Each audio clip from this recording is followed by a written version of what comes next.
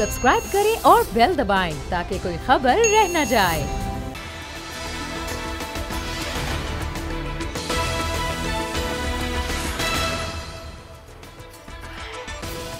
अस्सलाम वालेकुम, मैं हूं फैसल अजीज़ खान। कोरोना बहरान जो है वो तेज़ी से आगे बढ़ रहा है। दुनिया भर के अंदर सिनेरियो ने दूसरा रुख लिया है। मार्केट्स खुल रही हैं, इंडस्ट्री खुल रही हैं, नए ज़ाब्ता अखलाक आ रहे हैं, नए SOPs इंट्रोड्यूस हो रहे हैं। अमेरिका के अंदर जो अमवात हैं वो 39,000 से तजावुज़ कर गई हैं, लेकिन अमेरिका के अंदर भी अब स्केड्यूल एक आ गया है कि किस तरह से अमेरिका ओपन होगा। UK के अंदर भी अमवात का सिलसिला जारी है, यूरोप के मुख्तलिफ ममालिक के अंदर भी अमवात का सिलसिला जारी है, लेकिन किस तरह से ज़िंदगी बहाल होगी इसके SOPs बन रहे हैं। पाकिस्तान में अगर हम मंजरनामा देखें तो कोरोना के बहरान से पाकिस्तान के लिए एक ज़बरदस्त किस्म का इन्वायरमेंट है इकनॉमिक। अब वो इस तरह से हुआ है कि इमरान खान साहब ने स्पेशली कंस्ट्रक्शन का जो शोबा था उसको एक इंडस्ट्री का दर्जा दिया, एक ऑर्डिनेंस लेकर आए और वो एक्स्ट्रा ऑर्डिनरी ऑर्डिनेंस साबित हो रहा है। पूरे पाकिस्तान के अंदर लोग इंतहाई खुश हैं क्योंकि कंस्ट्रक्शन के शोबे से बहुत सारी और इंडस्ट्रियाँ कनेक्टेड हैं। आबाद के लोग खुश हैं, पंजाब के अंदर लोग बहुत खुश हैं। लाहौर डेवलपमेंट अथॉरिटी ने जो है वो अपने एक ज़ाब्ता अखलाक जारी कर दिया है।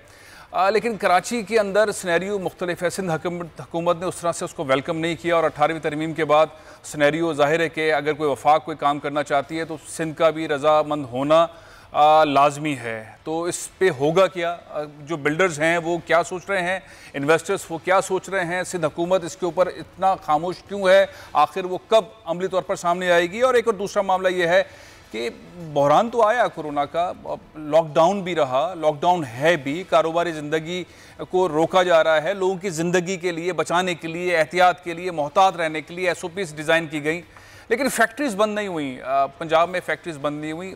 वो जो इस्लाहात थी, जो SOPs थी, वो पंजाब के अंदर चलती रहीं, गुजरावाला के अंदर, फैसलाबाद के अंदर, सियालकोट के अंदर, लाहौर के अंदर और शहरों के अंदर फैक्ट्रीज़ चलती रही, काम होता रहा। पाकिस्तान का सबसे बड़ा शहर कराची, यहाँ पर फैक्ट्रीज़ बंद हो गई और न सिर्फ बंद हुई बल्कि जिन्होंने काम करने की कोशिश की, जिन्होंने इजाज़त लेने की कोशिश की, जिन्होंने कहा कि हम SOPs बना के डिसिप्लिन एहतियात के साथ काम करेंगे, तो उनके साथ बड़ा बुरा रवैया अख्तियार हुआ। उनकी पिटाई भी हो गई, उनको थाने में भी ले गए, उनके ऊपर जुर्माने भी कर दिए, उनको अब मजबूरन जो है वो 2-2 करोड़ रुपए के चेक भी देने पड़ रहे हैं, हाथ भी जोड़ रहे हैं कि नहीं हम साथ हैं, हम कुछ नहीं करेंगे। तो ये दो मुख्तलिफ किस्म के सिनेरियोज जो हैं वो पंजाब और सिंध और दीगर सूबों के अंदर नज़र आ रहे हैं। ये मिसअंडरस्टैंड, ये ज़्यादा एहतियात है। मुराद अली शाह साहब ज़्यादा एहतियात करना चाहते हैं, लोगों की जान बचाने के लिए बहुत ज़्यादा संजीदा हैं। इमरान खान साहब कम संजीदा हैं। उस्मान बोजदार साहब की स्ट्रेटजी कुछ मुख्तलिफ है।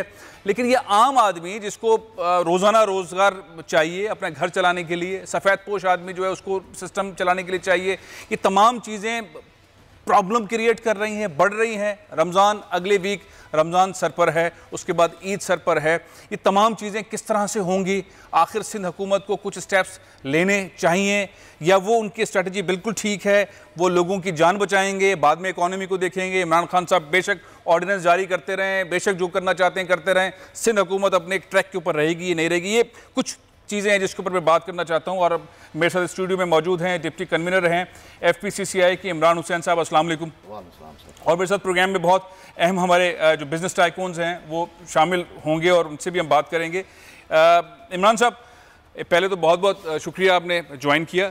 हम देखते हैं और सेलिब्रेशन टाइप का एनवायरनमेंट था पाकिस्तान में। कोई सोच नहीं सकता था कि कंस्ट्रक्शन के शोबे को इंडस्ट्री का दर्जा दिया जाएगा और टैक्स फ्री या टैक्स फिक्स कर दिया जाएगा, कोई से कोई बंदा लाके पैसा लगाए, कुछ पूछा नहीं जाएगा, और वो इमरान खान करेगा। इमरान खान तो हर 2 नंबर आदमी से पैसे लेने के चक्कर में 22 साल तक स्ट्रगल करते रहे, लेकिन यहाँ उन्होंने एक कोरोना वाले मामले में IMF से जैसे स्पेस निकला एक बहुत अच्छा पैकेज दिया। ये पैकेज तो हो गया, अब इस्लामाबाद के अंदर बिल्डर अपनी प्लानिंग कर रहा है, पिंडी में, लाहौर में, पेशावर में, कोयटा में, गवादर में, सब प्लानिंग कर रहे हैं। कराची वाला डरा हुआ बैठा है कि यार नासिर हुसैन शाह हमारी बात मानेंगे नहीं मानेंगे, मुराद अली शाह साहब हमारी बात मानेंगे नहीं मानेंगे, ज़रदारी साहब इसको ओके कर देंगे नहीं कर देंगे। ये सारी चीज़ें कराची में भी होंगी, कराची में होंगी, बिल्कुल होंगी सर। देखें, यहाँ पे थोड़ा सा मिसकंसेप्शन है कि सिंध गवर्नमेंट, अभी ज़ाहिर सी बात है आपने कहा ना कि उन्होंने कोई सेलिब्रेशन नहीं की, उसकी सबसे बड़ी वजह ये है कि वो भी कोरोना पे उन्होंने पूरा ध्यान दिया हुआ है। हमारे CM साहब और जो भाई 4 to 5 मिनिस्टर्स हैं, नासिर हुसैन साहब जो हमारे अच्छी आबादी के भी हैं, उसके LG के मिनिस्टर हैं और SBCA भी उनके अंडर है। मैं आपको बताता चलूँ कि उन्होंने 1 विंडो ऑपरेशन शुरू कर दिया है कुछ माह से under the sponsorship of world bank. अच्छा। और अभी वो छोटे प्लॉटों पे हुआ है, विद इन अ मंथ और 2 ये बड़े प्लॉटों पे भी चले जाएगा। इसी तरह आपने जो कंस्ट्रक्शन की बात, वो बहुत अच्छी बात है, ज़बरदस्त बात है कि अगर कोई ऐसा काम हो रहा है जिसमें रिश्वत नहीं हो रही, लोगों को आसानी से मिल रही है, ये अलग सब्जेक्ट है। ये जो हम फेडरल गवर्नमेंट के स्टेप्स हैं, इमरान खान साहब ने एक्स्ट्रा ऑर्डिनरी किस्म का काम किया और जाहिर है इसको सराहना चाहिए। सिंध हुकूमत, मैं तो असल में चूंकि आप नुमाइंदे हैं, डिप्टी कन्वीनर हैं FPCCI के, एक बिजनेस बॉडी है, सबसे बड़ी बिजनेस बॉडी है, उसके आप वो हैं, आप मुतमईन हैं इमरान खान साहब ने जो ऐलान किया, फैसले किए, एग्जीक्यूशन कर दिए, इंप्लीमेंट हो गया, और ये गैप जो सिंध के अंदर है सिंध हुकूमत की जानिब से, इसको वेलकम ना करना या इसको सेकंड ना करना या अपनी कोई पॉलिसी अलग ना देना या कहना कि नहीं भाई इमरान आप चलाएं वफाक में, सिंध आपकी बात नहीं मानेगा, हम खुद मुख्तार हैं, 18वीं तरवीं में हम अपने हिसाब से चलाएंगे इन सारे मामलों को। पहली बात ये है कि जहाँ तक आप पैकेज की बात करें तो मैं यही कहूँगा thank you prime minister and thank you his economic team जिन्होंने सारा पैकेज बनाया। हमारे लिए हमारी ये ख्वाहिश भी थी और हमारी ये चाह भी थी कि ये पैकेज आए इस तरह का सिंस लास्ट 2-3-4 ईयर्स, क्योंकि कंस्ट्रक्शन इंडस्ट्री और रियल एस्टेट दोनों ही डाउन है 2016 के बाद से। जी पैकेज जो दिया फेडरल ने दिया, फेडरल ने जाहिर सी बात है जितना वो कर सकते थे करंट सर्कमस्टांसिस में उन्होंने, उसके हिसाब से इससे अच्छा पैकेज नहीं हो सकता आज की। मैं इस पर फेडरल गवर्नमेंट को खराज तहसीन है मेरी तरफ से। लेकिन जहाँ तक सिंध गवर्नमेंट की आपने बात की ना, सिंध गवर्नमेंट जो है अपने तौर पे चीज़ों को लूप में लेने की कोशिश कर रही है, क्योंकि फ्राइडे को ही ऑर्डिनेंस आया है, आपको पता होगा फैसल भाई, फ्राइडे को जब ऑर्डिनेंस आया है तो उसके बाद वीकेंड आ गया। नेक्स्ट वीक से नासिर शाह साहब से भी मेरी बात हुई और इस सिलसिले में हमारी मुलाकात। तो आप कह रहे हैं सिंध हुकूमत पे संजीदा है, कुछ ना कुछ इक़दाम करेगी। कल भी बात, कासिम तेली साहब को भी हम गुफ्तगू में शामिल कर लेते हैं। अस्सलाम वालेकुम। पाकिस्तान के बड़े बिजनेस टाइकून हैं, बिजनेस लीडर हैं, बहुत सारी चीज़ों को समझते हैं, पॉइंट आउट करते हैं, बेहतरीन पॉइंट आउट करते हैं। सिराज कासिम तेली साहब, ये जो फैसला हो गया और बहुत अच्छा फैसला हो गया, लोग उसको सराह रहे हैं, सिंध का आदमी क्यों डरा हुआ है, कराची के अंदर फैक्ट्री का आदमी क्यों डरा हुआ है, इसके लिए SOPs मुख्तलिफ क्यों है, यहाँ पे इंडस्ट्रीज बंद क्यों है, पंजाब के अंदर इंडस्ट्रीज बंद नहीं हुई।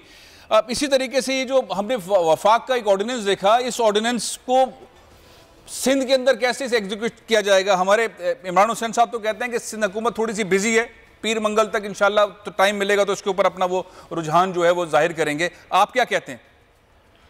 बिस्मिल्लाहिर्रहमानिर्रहीम। सबसे पहले तो फैसल साहब थैंक यू वेरी मच। मैं ये समझता हूँ कि ये जो ऑर्डिनेंस आया है और इसको इंडस्ट्री का दर्जा दिया गया है कंस्ट्रक्शन को, ये डेफिनेटली एक बहुत बड़ा स्टेप है, बहुत अच्छी बात है। और ये इमरान खान साहब ने जो किया है, this will go a long way in this industry, इसमें कोई दो राय नहीं है।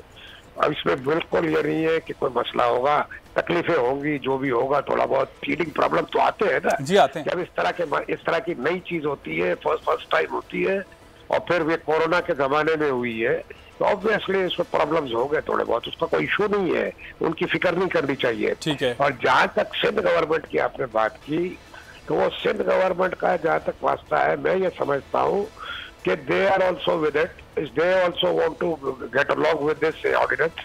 और मगर फर्क क्या है कि ऑब्वियसली हर इलाके में हर लोगों में अपनी अपनी सोच होती है, तरीकेकार होते हैं और वो अपने तरीकेकार से इसको अलाउ करेंगे, बिल्कुल ऐसा नहीं है कि नहीं करेंगे। मगर और हमारे जो इतने भी लोग यहाँ कराची में बिल्डर हैं या कंस्ट्रक्शन वाले हैं और सारे कैपेबल हैं, सारे मजबूत लोग हैं और वो सिंध गवर्नमेंट के साथ बैठ के जो भी अगर SOPs वगैरह की जरूरत है वो बना भी लेंगे।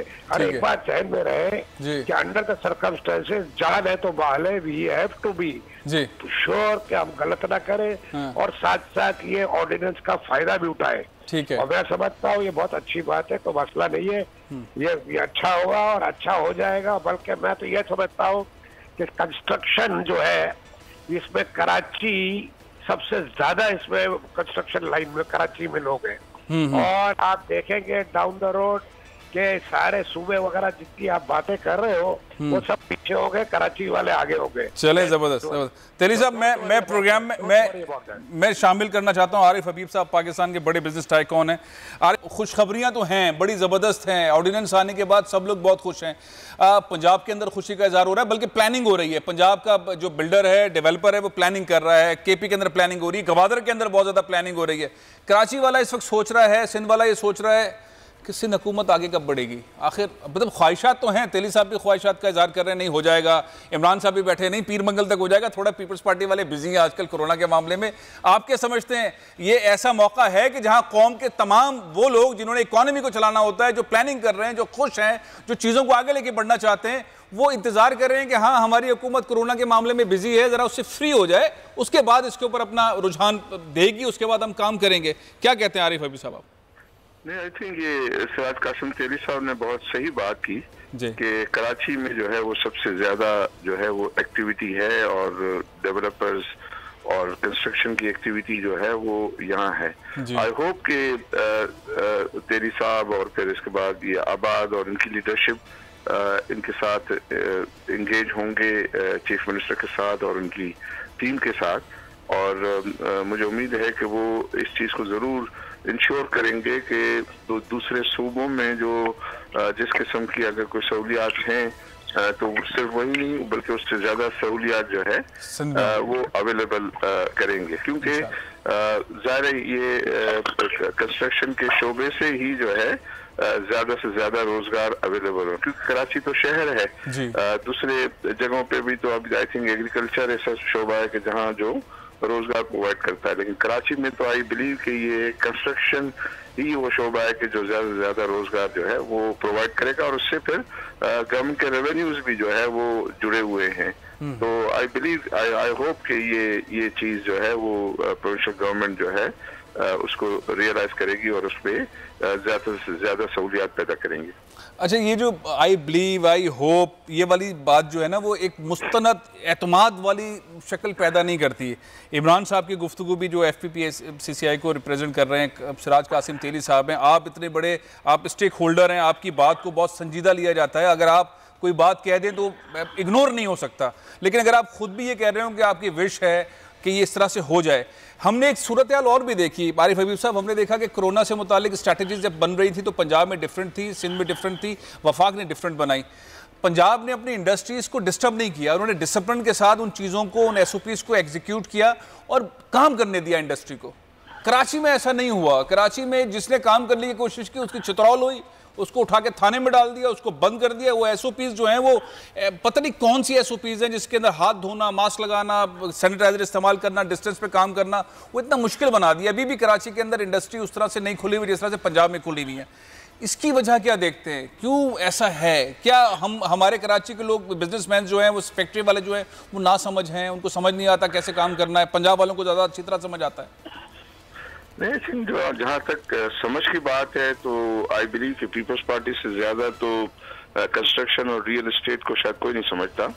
और ये जो आपने कहा कि आई बिलीव और उम्मीद है, वो तो जाहिर है हम तो ये है कि पार्टिसिपेंट हैं, हम रेगुलेटरी हैं, तो हम तो जाहिर है वो यही बातें कर सकते हैं कि हम उम्मीद करते हैं और हम ये समझते हैं कि उनके अपने इंटरेस्ट में क्या है। लेकिन कराची में एक और इशू भी जो है, थोड़ा सा ये कोर्ट्स के जो ऑर्डर्स की मिस इंटरप्रिटेशन जो है उसके इश्यूज का भी शिकार रहा है कराची, और जिसकी वजह से उसने जो है वो सफर किया है।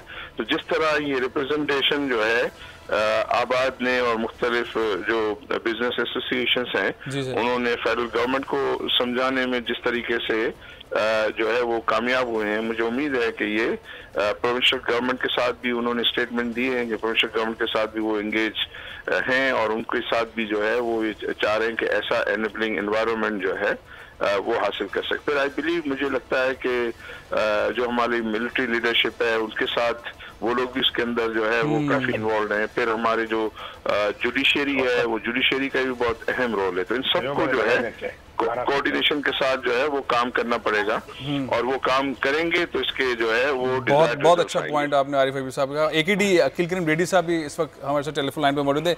AKD, आप अकील भाई ये देख रहे हैं कि हाँ, अच्छी खुशखबरियाँ अगर कोई रिस्पॉन्ड ना करे, उस तरह का पॉजिटिव ना करे या उस पर रद्द-ए-अमल ना दे, और वो कराची जैसे शहर में हुकूमत करने वाली जमात हो, पाकिस्तान पीपल्स पार्टी, वो इमरान खान साहब के उस ऑर्डिनेंस का, उस जेस्चर का और पॉलिसी का अगर रिस्पॉन्ड ना करे तो एक अच्छी खासा इन्वायरमेंट को हल्का सा सुस्त या डैमेज करने के मुतरातिफ है। सबको अच्छी उम्मीद है कि पाकिस्तान पीपल्स पार्टी गवर्नमेंट इस पर अच्छे तरीके से आगे आएगी, लेकिन अभी तक नहीं आना, जहां 24 घंटे इस वक्त सिस्टम चल रहा है कोरोना के मामले में, इतनी मीटिंग्स हो रहे हैं, इतने इजलास हो रहे हैं, वहां पे एक अच्छी खबर को इस तरह से इग्नोर करना या डिले करना क्यों आखिर पाकिस्तान पीपल्स पार्टी ये करेगी? मेरा नहीं ख्याल है कि ऐसी कोई बात होगी। थोड़े से सिंध के चीफ मिनिस्टर साहब ज्यादा डरे हुए हैं, और डरने की वजह भी ऑब्वियस है, क्योंकि उनके घर में ये एक्सीडेंट हो चुका है और उनके बहनोई की डेथ हो चुकी है। तो मैं ये समझता हूँ थोड़ी ज्यादा एहतियात वो कर रहे हैं।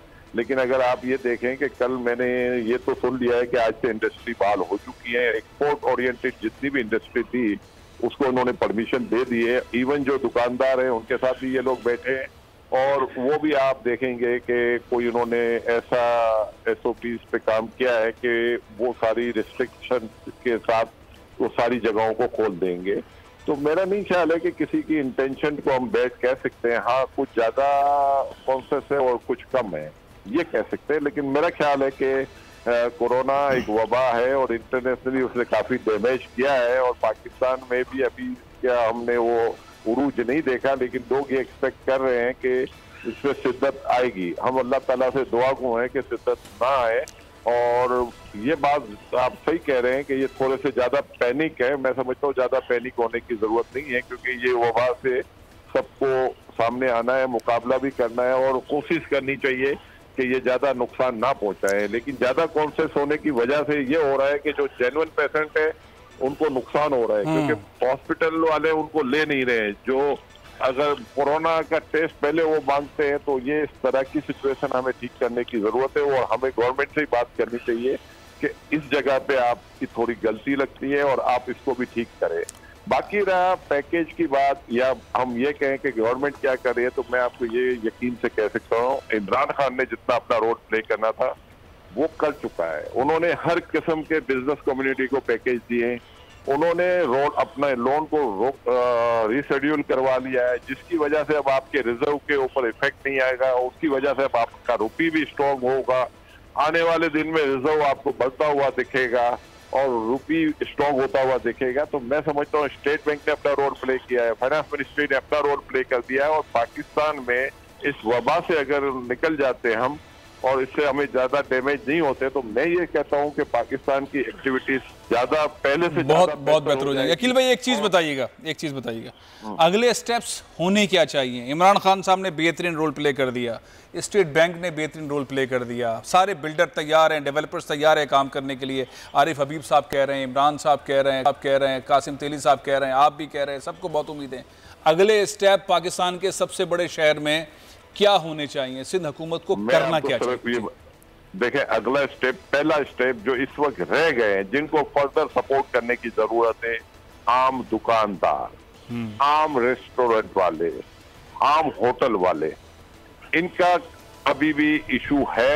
और मैं समझता हूँ वफाक की तरफ से बयान आ चुका है कि हम इनके लिए भी पॉलिसी बना रहे हैं। मैं ये समझता हूँ ये आखिरी पॉलिसी गवर्नमेंट की तरफ से चाहिए ये छोटे दुकानदारों के लिए। इसके बाद मैं समझता हूँ बाकी रोल ले जाता है पाकिस्तानी बिजनेस कम्युनिटी के, कि जो हमने मांगा था तकरीबन सब कुछ गवर्नमेंट ने प्रोवाइड कर दिया। अब हमारी जिम्मेदारी बनती है, और हम ये यकीन से कह सकते हैं कि सिंध गवर्नमेंट वफाक से अलग नहीं है, साथ है, और वो भी कोशिश करेंगे कि बिजनेस कम्युनिटी के मसले हल कराएं, उनके भी यही इंटरेस्ट में है। और वो मुझे लगता है, आज मैंने ये सुना है कल रात को एक्सपोर्ट ओरिएंटेड इंडस्ट्री को उन्होंने अलाउ कर दिया था कि कल से आप अपनी मिलें शुरू कर दें। ठीक है, तो आने वाले दिनों में ये कंस्ट्रक्शन के हवाले से भी 2-4 डिसीजन लेके सबको अलाउ कर देंगे। लेकिन इसके बावजूद मैं फिर भी कहूंगा कि जो वबा की टेक केयर हमें करनी पड़ेगी, क्योंकि हम इससे भाग नहीं सकते। ये हमारे अपने इंटरेस्ट में है, चाहे वो सिंध गवर्नमेंट के, चाहे वो वफाक के। अवाम को भी इसके ऊपर ध्यान देना चाहिए। हमारा ये नहीं होना चाहिए कि पैसे कमाने की खातिर हम अपने लोगों को कुर्बान कर दें। हमें उनकी ज्यादा टेक केयर करने की जरूरत है, और इंश्योर करने की जरूरत है कि नहीं कोई इस तरह की SOPs पे हम पूरी की पूरी गवर्नमेंट जो SOP पे कहेगी उस पर हम अमल करेंगे। भले हमारे प्रॉफिटेबिलिटी कम हो, लेकिन किसी की इंसानी जान जाहिर ना हो। तो आने वाला बहुत जबरदस्त बात किया। अखिल भाई, न्यूज ब्रेक ले रहा हूं मैं। ब्रेक के बाद मैं ये तमाम जो बिजनेस टाइकॉन्स और लीडर्स इनसे पूछना चाहता हूं कि सिंध के अंदर जो फैक्ट्रीज खुल रही हैं उन फैक्ट्री ओनर्स के साथ, इंतज़ामिया के साथ एक डॉक्यूमेंट दस्तखत हो रहा है, अंडरटेकिंग ली जा रही है कि अगर वहाँ पर कोई मज़दूर कोरोना के अंदर मुब्तला होता है या खुदा न खास्ता उसका इंतकाल हो जाता है तो ज़िम्मेदार फैक्ट्री ओनर होगा।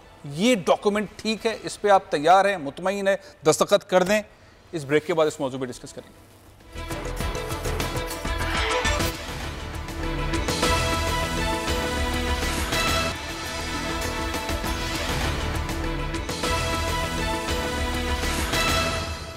कराची की इंडस्ट्रीज़ खुलना शुरू हो गई हैं, लेकिन हुकूमत सिंध ने एक दस्तावेज़ात जो हैं वो प्रोवाइड कर दी हैं फैक्ट्री ओनर्स को, मैनेजमेंट को, कि इस पर दस्तखत करें। अंडरटेकिंग ली जा रही है कि अगर कोई वर्कर जो वहाँ काम कर रहा है, मैनेजमेंट का आदमी, किसी को भी अगर कोरोना का मर्ज़ हो जाता है और अगर वो बीमार होता है या खुदा न खास्ता उसका इंतकाल हो जाता है तो उसकी रिस्पॉन्सिबिलिटी फैक्ट्री ओनर पर होगी। ये दबाव है, ये क्या है, ये कौन सा SOP है कि दुनिया में कहीं पर इस तरह का SOP है कि पूरी दुनिया इस मर्ज के अंदर फंसी हुई है, घिरी हुई है, बड़े बड़े लोग इस मर्ज के अंदर फंसे हुए हैं, वो बादशाह हो, वो प्राइम मिनिस्टर्स हों, वो कोई हो, वो बुरी तरह इसमें फंसे हुए हैं, दुनिया से लड़ रही है। लेकिन हमारी एक यूनिक किस्म का एक डॉक्यूमेंट आ गया है, उस डॉक्यूमेंट पर साइन करेंगे, साइन ना करें तो मसला है, फैक्ट्री ने काम करना है, माल एक्सपोर्ट करना है, किस तरह से ये चीज़ होगी। बहुत सिंपल से फार्मूलेज हैं, इसमें कोई ऐसा रॉकेट साइंस नहीं है, लेकिन बहरहाल ये हो रहा है। सिराज कासिम तेली साहब जो कि चेयरमैन बिजनेसमैन ग्रुप के हैं, बहुत सीनियर बिजनेस टाइकून हैं। तेली साहब, ये दस्तखत कर देना चाहिए फैक्ट्री वालों को, मजबूरी है, सिंध हुकूमत कह रही है दस्तखत करें, इसके बगैर मामला आगे बढ़ेगा नहीं। इस पर कोई एतराज़ नहीं है बिजनेस कम्युनिटी को? तेली साहब, तेली साहब के पास आवाज़ मेरे ख्याल नहीं आ रही है। सिराज कासिम तेली साहब, आपको आवाज़ आ रही है सर? जी, अब आवाज़ आ गई। सर मैं ये पूछ रहा हूँ कि ये जो अंडरटेकिंग वाला डॉक्यूमेंट है, इस डॉक्यूमेंट के ऊपर दस्तखत करने पे कोई जी बताइए प्लीज। जी, मैं ये कह रहा हूँ फैसल कि जो बात आप कर रहे हो जी, और जो ये क्लॉजेस की बात कर रहे हो, ये बिल्कुल आपकी बात सही है, मगर एक दो बातें आप नोट करें जी प्लीज। जब इस तरह की इमरजेंसीज में बातें होती है ना, तो ऑब्वियसली हर लेवल का ब्यूरोक्रेट फिर अपने अपने मसले अपनी मर्जी से चलने लगता है। जाहिर है DCO ने बनाया होगा या किसी सेक्शन ऑफिसर ने बनाया होगा, उसूली तौर पे लेबर डिपार्टमेंट के लॉज के तहत जो कंपनियों पे जो भी लेबर लॉज लगते हैं उसमें नॉर्मली एड्रेस ये क्या होता है, मैनेजर ऑब्लिक ऑक्यूपायर। मीन्स क्या है कि ऑब्वियसली मैनेजर को कांटेक्ट किया जाता है और in case of seriousness occupier जो भी उसमें रजिस्टर्ड मालिक है। मगर इसमें इस टाइप की कंडीशनें नहीं होती और ये लीगली मेरे ख्याल से हो भी नहीं सकती, कहीं भूल भाल है इसकी, मगर ये इतना ओवर कर दिया है और फैक्ट्री वालों ने तो मजबूरन बेचारों ने साइन करना ही करना है। लेकिन इतने सालों से इतने महीनों से तकलीफ में है, प्रोडक्शन कड़ी हो रहा है, इनके ऑर्डर्स मिस हो रहे हैं, मसले मसाइल है, वो कैश फ्लो का मसला है, तो ऑब्वियसली उन्होंने साइन भी कर दिया है।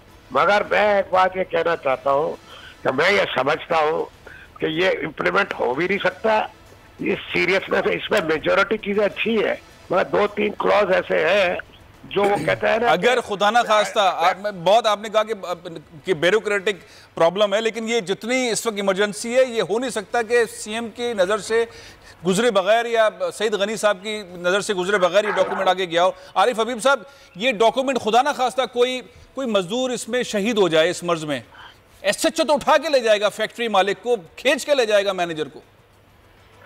आई थिंक इसकी इंटरप्रिटेशन पे डिपेंड करता है, वो जिम्मेदारी या वो शहीद होना क्या काम करते हुए शहीद हो जाना या खुदा ना खास्ता हॉस्पिटल में शहीद हो जाना, वो एक बनेगा ये। और फिर उसके बाद जिम्मेदारी जो है वो किस किस्म की जिम्मेदारी है कि क्या जो है वो मालिक को फांसी लगा दी जाएगी, उसको किया जाएगा, या उसकी अहलो अयाल की जो है वो को लुक आफ्टर करने की बात होगी। तो अहलो अयाल की लुक आफ्टर तो वैसे भी जो है वो फैक्ट्री अपने एम्प्लॉइज के जो है लोगों को करती है, खुदा न खास्ता अगर कोई और बीमारी की वजह से भी किसी को कोई जो है वो इशू होता है। तो आई थिंक ये जिस तरह सिराज कासिम तेली साहब ने कहा कि आई थिंक उसमें कोई राइटिंग के अंदर जो है इशू होगा, उसकी इंटेंशन क्या है।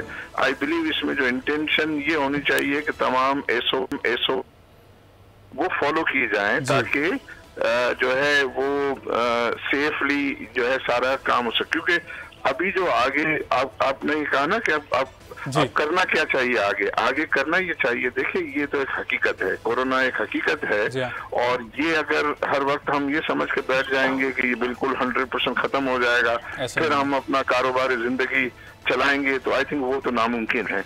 हमें ये सीखना होगा कि इस कोरोना के साथ हम अपने आप को किस तरह कंडक्ट करें ताकि हम इसकी जो नुकसानात हैं उससे हम जो है वो बचे रहें, और हम अपनी जो कारोबारी जिंदगी है, जो रोजगार के जो है वसाइल हैं, उनको जो है वो पूरी तरीके से अवेल कर सके। तो ये चीजें करनी होंगी, और मिलजुल के आई बिलीव कि ये सैयद कासिम तहरी साहब इनके साथ बैठेंगे और इनको समझाएंगे तो उनको जो है वो डेफिनेटली समझ आ जाएगी। अकील करीम रेड्डी साहब, अब ये कि गलती है, ब्यूरोक्रेटिक गलती है, इसको मान लिया जाए और सिंध हुकूमत इसको वापस ले ले, इस नोटिफिकेशन के अंदर ये चीज़ें निकाल ले कि जो प्रेशर बिल्डअप कर रहे हैं फैक्ट्री मालकान के ऊपर, मैनेजमेंट के ऊपर, ये शहादत से मुतालिक या मुब्तला होने से मुतालिक, कोरोना के मर्ज से, ये ख़त्म होना चाहिए, नोटिफिकेशन वापस होना चाहिए, आप समझते हैं? मेरा अपना ये ख्याल है कि जाहिर बात है कि बिजनेस कम्युनिटी की तरफ से ये प्रेशर था कि हमें हमारी इंडस्ट्री वगैरह खोली जाए।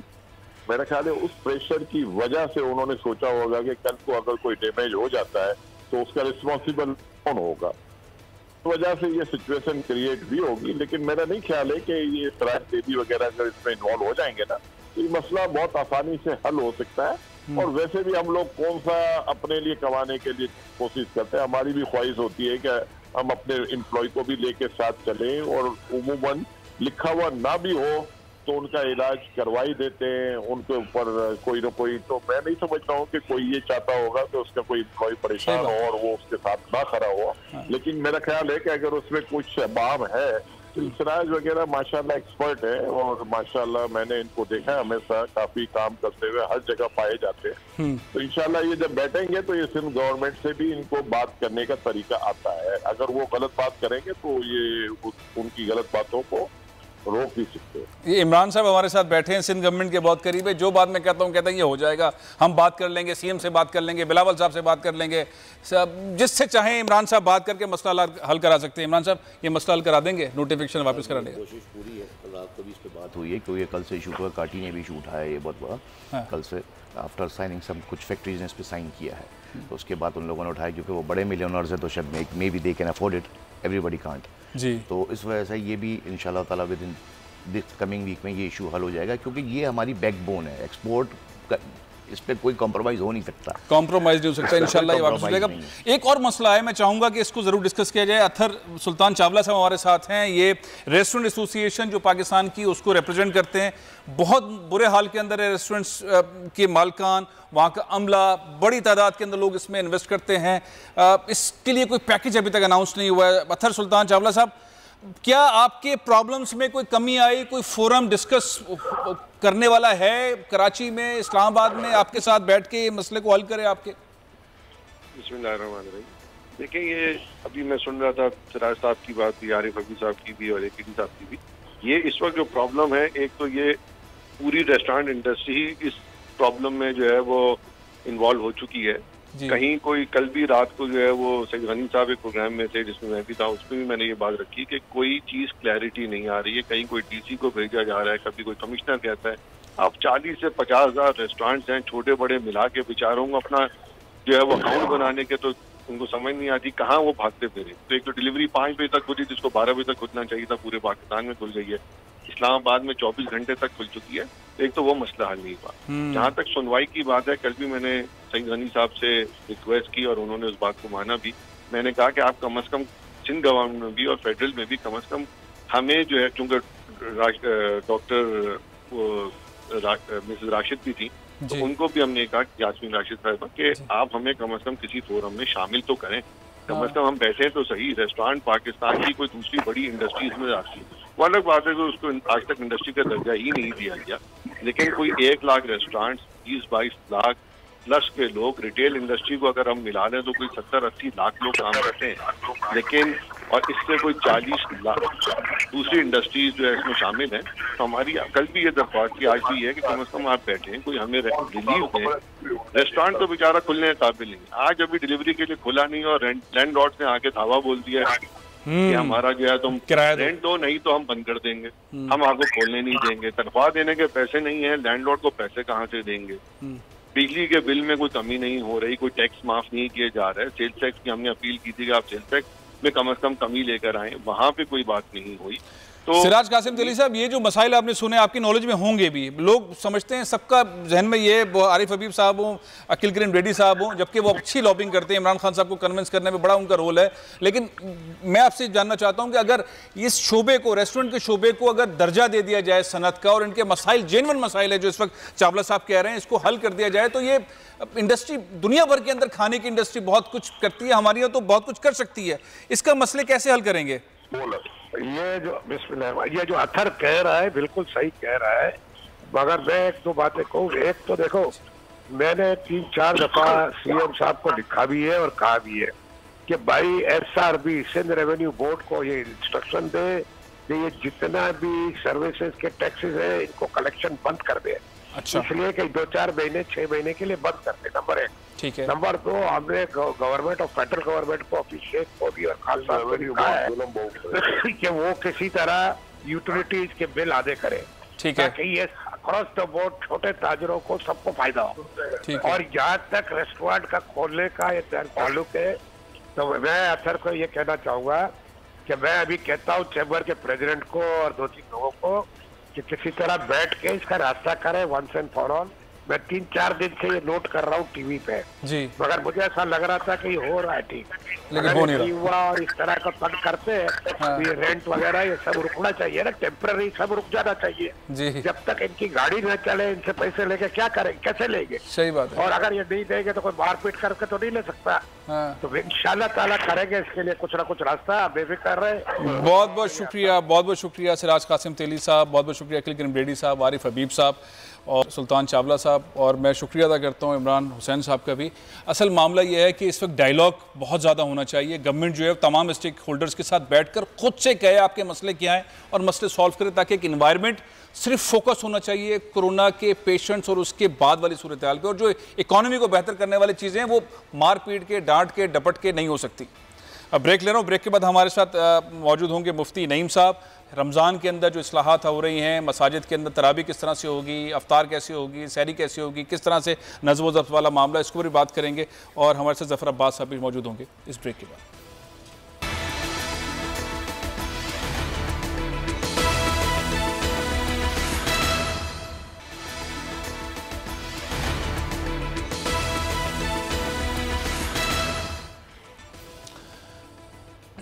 अल्हम्दुलिल्लाह रमज़ान शुरू होने वाले हैं, नए नज़्म ज़ब्त जो है उसके तहत रमज़ान इस दफ़ा गुजरेंगे। किस तरह से सहरी होगी, किस तरह से अफ्तार होगा, फिर ज़ाहिर है कि तरावी होगी, इसके लिए बड़े इजलास हुए हैं। सदर मुमलिकत आरिफ अलवी साहब ने इजलास किए हैं, वज़ीर आज़म पाकिस्तान भी अभी इजलास करेंगे। मुख्तलिफ़ मकातिब फ़िक्र के उलमा कराम को सबको बिठाकर फिर ये एक नोट जारी किया गया है। लोगों को अब भी इसके अंदर कुछ शुबहात हैं। कुछ लोग समझते हैं कि ये रमज़ान मेरा अपना ज़ाती मामला है, मैंने रोज़ा रखना है, मैंने अल्लाह को जवाब देना है, मैं इबादत जैसे चाहे करूं, मैं मस्जिद में जाऊंगा, मैं इत्तिकाफ़ में बैठूंगा, मैं अफ्तारियों में बुलाऊंगा मेहमानों को, मैं सहरी में भी बुलाऊंगा। ये तैयारियां हो रही हैं। अब ये किस तरह से समझाया जाए कि ये जो मामला है, ये कोरोना का जो मामला है, ये लोगों के जमा होने से, साथ बैठने से फैल रहा है, मल्टीप्लाई हो रहा है, इसमें बूढ़े बच्चे सब फंस जाते हैं। और अब जो अगला वाला फेज़ है उसके लिए सब कह रहे हैं कि ये ख़तरनाक फेज़ में अब पाकिस्तान दाखिल हो सकता है। मेरे साथ मुफ्ती मोहम्मद नईम साहब मोहतमिम आला जामिया बनूरिया मौजूद हैं। मुफ्ती साहब, पाकिस्तानीज़ को रमज़ान किस तरह गुजारना चाहिए, आप क्या कहेंगे? सऊदी अरब में क्या हो रहा है, हुकूमत क्या चाहती है, यूएई में, कतर में, ओमान में क्या पॉलिसीज़ हैं, हमें किस तरह रमज़ान गुजारना चाहिए? बिस्मिल्लाहिर्रहमानिर्रहीम। सबसे बड़ी खुशी की बात यह है कि पीटीआई हुकूमत ने और डॉक्टर आरिफ अलवी साहब ने तमाम पाकिस्तान के उलमा को जमा किया, जिसमें मसलक के देवबंद, बरेलवी और तमाम मसालिक के उलमा जमा हुए। और जमा होने के बाद उन्होंने फैसला किया इत्तेफाक से कि मस्जिदें खुलेंगी, तरावी भी होगी, और उसके अलावा लेकिन उस कुछ शराइत के साथ जी। एक तो ये कि थोड़ा फासला रखा जाएगा, दूसरी बात ये है कि मसाजिद के अंदर जो है अगर एक मरतबा एक मस्जिद भर जाती है तो अब वो दूसरी जमात करें या किसी और मस्जिद में जाए। मसाजिद अल्हम्दुलिल्लाह बहुत हैं, इन पाबंदियों का सैनिटाइजर होगा, और उसके अलावा लोग जो है जाएंगे इस तरीके से। और मस्जिद की इंतजामिया की जिम्मेदारी है कि वो लोगों को इस तरह खड़ा करे और बाद में नमाज के बाद हुजूम ना होने दे। नमाज जैसे खत्म हो या तरावी खत्म हो, सब अपने अपने घरों पर चले जाएं। तो इन शराइत के साथ इबादत गाहों को खोला गया है, और मैं ये समझता हूँ कि ये इस हुकूमत का, इतनी पहली जितनी हुकूमतें आई उन्होंने कभी उलमा के साथ इस तरह मुशावरत नहीं की। बहुत अच्छी बात आपने ये अल्लामा। अब ये एक और चीज बताइएगा, ये सहरी के इज्तिमा ठीक है, सहरी के अफ्तार के इज्तिमा दावतें चलना शुरू हो गई हैं, कार्ड बढ़ना शुरू हो गए? नहीं, सहरी इफ्तारी के इज्तिमा कोई फर्ज नहीं है। आप अपने घर में सहरी करें, इफ्तारी करें, और जो गरीब है उनको कोई खैरिया बना कर दे दी जाए, कभी चलो भाई आप इफ्तारी कर लो। जरूरी थोड़ी है कि एक साथ बिठा कर की जाए। जब हालात ऐसे हैं, वबा फैल रही है, तो उसमें एहतियात करनी चाहिए। तो ये सारी चीजें, और साथ ही आपको ये भी बताता चलूं कि मौजूदा सिंध की हुकूमत इंतहाई नाअहल हुकूमत है। ये इन्होंने किसी को राशन तकसीम नहीं किया गरीबों को। और मेरा अपना इदारा है, यहाँ पर 1000-1200 लड़के, मैंने कई मरतबा उनको फोन किया, भाई ये गरीब तलबा है, इनको तकसीम करो। बहुत तकसीम किया है, वो तो देख कोर्ट में देकर आ गए, हमने इतने लाखों लोगों को तकसीम कर दिया है, वो 56 करोड़ रुपए भी बांट दिए। आसमानों में तकसीम किया होगा, जमीन पर नहीं किया है। चले, जो तकसीम करने वाले साहब हैं जफर अब्बास साहब, आप बहुत ज्यादा काम कर रहे हैं, लोगों को उम्मीद आपसे ज्यादा हो गई है हुकूमत से मुतालिक। तो मुफ्ती साहब ने कहा हो सकता है हम जफर अब्बास तो कर रहे हैं, मैं हुकूमत की बात। जी, मैं जफर अब्बास को लाइन पे ले रहा हूँ। जी मुफ्ती साहब, मैं आपकी बात समझ गया। मैं जफर अब्बास के बारे में नहीं कह रहा हूँ। जी दुरुस्त कह रहे हैं तकसीम कर। जी जफर अब्बास साहब, क्या सूरत भी कर रहे हैं, दूसरी एनजीओ भी तकसीम कर रही है, भी तकसीम कर रहे हैं। मैं मुफ्ती साहब चाह रहा हूँ जफर अब्बास साहब का जरा कॉमेंट ले लूँ इसके ऊपर, कि आप जिस तरह काम कर रहे हैं, आपको उम्मीद थी कि इतना बड़ा आपको काम करना पड़ेगा, जो रमजान से हटकर और ईद के गोश्त की तकसीम से हटकर या किसी साने से हटकर, ये तो अनलिमिटेड किस्म का काम है। किस तरह कर रहे हैं आप काम जफर साहब? फैसल भाई, यकीन करें, इस वक्त ये पोजीशन है कि मैं आपको क्या बताऊं, किबला मुफ्ती नईम साहब रहते हैं, इनको बहुत तंग भी करते हैं। और मसला ये है कि इस वक्त पोजीशन चुकी है, मैं हाथ में 400 गाड़ियां निकाली और इस वक्त भी 400 गाड़ियां सुजुकी ट्रक लोड हो रहे हैं। 3 किलोमीटर तक गाड़ियां खड़ी हुई हैं। हमने तो इतना बड़ा सिस्टम बना दिया कि भाई हम भरोसा कर रहे हैं मसाजिद, मदारिस, मंदिर, गिरजाघरों के बड़ों में तुम लेटर हेड पे लिखो, गाड़ियां भरो, ले जाओ। लेकिन मैं परेशान इस बात पे हो रहा हूँ कि 28 दिन मेरे ऑपरेशन को हो गए, जो 24 घंटे जेडीसी कर रही है। हुकूमत का ऑपरेशन कब शुरू होगा? ये लोग, अगर पाकिस्तानी आवाम डोर टू डोर नहीं कर रही होती, मैं ये बात जानता हूँ कि मुफ्ती नईम साहब भी अपनी जेब से खरीद के ट्रक बांट रहे हैं, क्योंकि मैंने इनकी गाड़ियां देखी हैं साइड एरिया में मुख्तलिफ घरों में बांटते हुए, कि मेरे इनमें है। तो अगर इन जैसे उलमा बांट रहे हैं, आम अफराद बांट रहे हैं, हम तो बहुत थोड़ा बांट रहे होंगे, हमारी क्या औकात है। तो इन लोगों की वजह से लोग घरों से बाहर नहीं आ रहे हैं। नहीं तो अगर हुकूमत के चक्करों में बैठे होते तो आज सारी आवाम सड़कों पे होती, ना किसी के हाथ में मोबाइल बचता, ना चूड़ी, ना घड़ी। क्योंकि जब किसी के बच्चे भूख से मर रहे होंगे तो लोग क्या करेंगे? मैं कहता हूं इनको अपने सारे अखराजात, इनको सरकारी गाड़ियां बेच देनी चाहिए। इनको ये महंगी अरबों रुपए, खरबों रुपए की गाड़ियां बेच के लोगों को खाना दें। इस वक्त आप जो पैसे इनके पास आ रहे हैं वही गरीबों में तकसीम कर दें। सिंध हुकूमत ये अपने जेब से क्या करेंगे? जो हुकूमत के पैसे हैं वही तकसीम कर दें। एक इनका वजीर बयान देता है कि हम रात की तारीकी में तकसीम करते हैं, एक हाथ से दूसरे हाथ को पता न चले। भाई ये उस वक्त होता है जब तुम अपना माल दो। ये तो हुकूमत का माल है, वो तो आम लोगों को ऐलान तकसीम करना चाहिए। नहीं, वैसे मैं आप दोनों लोगों को चाहता हूं कि सिंध हुकूमत के 3 अहम बुजुर्ग जो है मुसलसल इसके ऊपर ब्रीफिंग करते हैं, बैरिस्टर मुर्तजा वहाब साहब, सईद गनी साहब, और ये और सब कहते हैं कि पूरे सिंध के अंदर तकसीम करते हैं। नहीं उठाते, मैंने एक को फोन किया, मुर्तजा वहाब को फोन किया, किसी कोई नहीं उठाता। देखिए, मैं आपके प्रोग्राम के तवज्जुह से ये बात बताऊं, आप ये तो मानते हैं इंडिया और पाकिस्तान में एक बहुत बड़ा ऑपरेशन जेडीसी कर रही है, 30-30 हजार बोरे, 40-40 हजार बोरे डेली निकाल रही है। किसी एक सियासी पार्टी का अगर वजीर आया हो तो आप मुझे उसकी तस्वीर दिखा दें। विजिट भी करने नहीं आ रहे कि तुम हमारे शहरियों के, हमारे लोगों के, हमारे मुल्क के लोगों के लिए मदद फराहम कर रहे हो, बाजू बन गए हो। कोई भी नहीं आया पूछने, बल्कि सियासी पार्टियों के सोशल मीडिया विंग्स हमारे खिलाफ लगा दिए हैं, जाली औरतों को ला के वीडियोस बनवा रहे हैं कि किस तरीके से ये काम बंद हो जाए। अब मैं तो मुफ्ती नईम साहब से गुजारिश करूंगा, किबला आप हमेशा आते हैं हमारे प्रोग्रामों में, आप आइए, इस राशन का भी दौरा करें और देखें तो कि ये ऑपरेशन हो किस लेवल पर आए। नहीं, माशाल्लाह, आप अच्छा काम कर रहे हैं। जफर अब्बास साहब, आप भी बहुत अच्छा काम कर रहे हैं। मुफ्ती साहब, आप भी बहुत अच्छा काम कर रहे हैं। मैं सब कुछ जानता हूं अच्छी तरीके से जफर अब्बास के मुतालिक। मैं बात कर रहा हूँ हुकूमत सिंध की। हुकूमत सिंध को हम इस प्रोग्राम के तवज्जुह से पैगाम देते हैं, अपील करते हैं। प्रोग्राम का वक्त खत्म हो रहा है। मैं आप दोनों को शुक्रिया अदा करता हूँ। मुफ्ती साहब, आपका शुक्रिया अदा करता हूँ। 50 मरतबा फोन किया, को फोन ही नहीं उठाता। फोन नहीं उठाते। मैं बजाते खुद आपका ये पैगाम जो तक इंशाल्लाह पहुंचाऊंगा कि मुफ्ती नईम साहब का फोन उठाना चाहिए, मुर्तज़ा वहाब साहब, सईद गनी साहब, नासिर हुसैन शाह साहब। मेरे साथ इस वक्त स्टूडियो में बैठे हैं इमरान हुसैन साहब, पाकिस्तान पीपल्स पार्टी के तमाम वज़रा के बहुत क्लोज हैं, ये खुद भी ये पैगाम पहुँचाएंगे। हुकूमत की रिस्पॉन्सिबिलिटी बनती है। ज़फ़र अब्बास साहब जिस तरह मेहनत कर रहे हैं, इनके हाथ मदद करनी चाहिए, इनके हाथों में वो तमाम पाकिस्तानी जो मदद कर रहे हैं और इनकी मदद करनी चाहिए, मुफ्ती साहब की मदद करिए। लेकिन हुकूमत की रिस्पॉन्सिबिलिटी भी है, अगर कहीं पर कोई गलत फहमी है या कोई खला है तो वो उसे फौरी तौर पर दूर करें। हुकूमत सिंध रब्ता करे मुफ्ती नईम साहब से, ज़फ़र अब्बास साहब से, इनकी हौसला अफजाई करें और जहाँ कोई कमी रहती है उसको ज़रूर पूरा करें। प्रोग्राम ये ख़त्म कर रहा हूँ, इंशाल्लाह फिर मुलाकात होगी। इजाज़त दीजिए। पाकिस्तान जिंदाबाद।